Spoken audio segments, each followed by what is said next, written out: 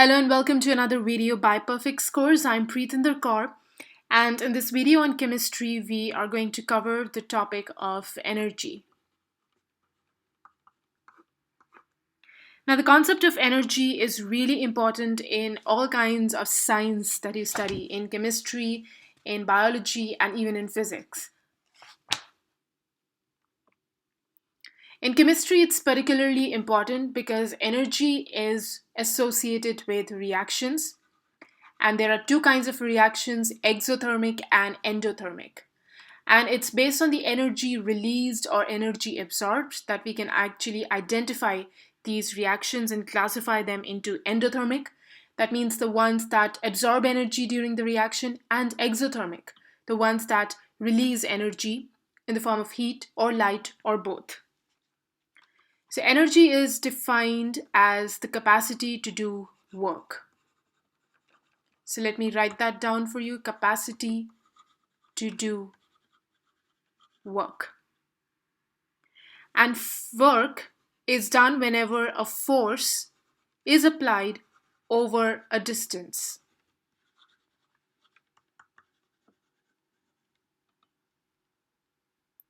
So basically anything that can force matter to move, and we've already done what matter is. It has mass and it occupies space. So anything that can force a matter to move, to either change the speed or change the direction, any of those things has energy in them. Now, work is measured in joules, and so is energy measured in joules. In some questions, however, you may have a different unit, which is kilocalories. That is also a valid unit that can be used. So you must know the relationship between joules and kilocalories. So let me write that down to you. The relationship is that 4.18, you can use the number 4.2 if you want to round off in calculations, and if you have options that are really far away from each other. But actually 4.18 into 10 raised to the power 3 joules is equal to 1 kilocalorie. So that is the relationship between joules and calories, or basically an easy way is 4.2 kilojoules is equal to 1 kilocalorie. So that's the relationship there. Now, energy is not just present as energy, it's actually present in many, many different forms. So let's take a moment and discuss these few forms. The most common kind of energy is heat energy, where you can feel the warmth. That is one kind of energy. Then you have the energy in the form of light. Wherever you see light, that means there is energy. Sound energy, whenever you hear sounds.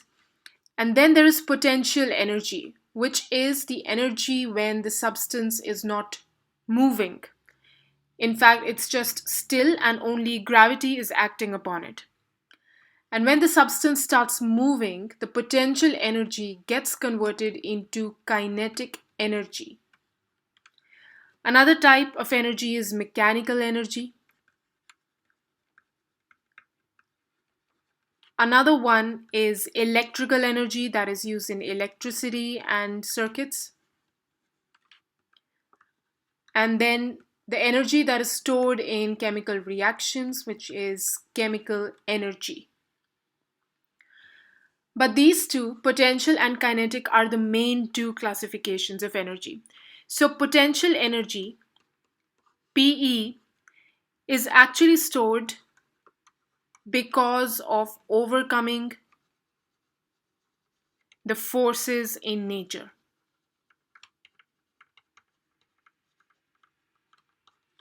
Kinetic energy is actually the energy of motion.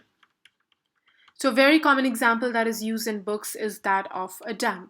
So let's say this is a dam, this is the reservoir of water. And when the gates of the dam are open, the water flows like this. in this direction.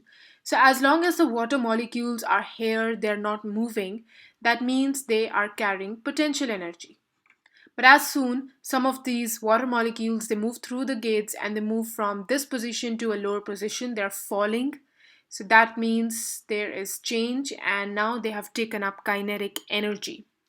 But we will do these kind of energies more in detail later on. But right now you just need to know the basic difference between potential and kinetic energy.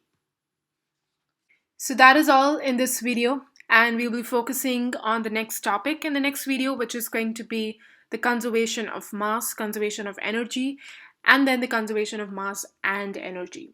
So thank you for watching this video.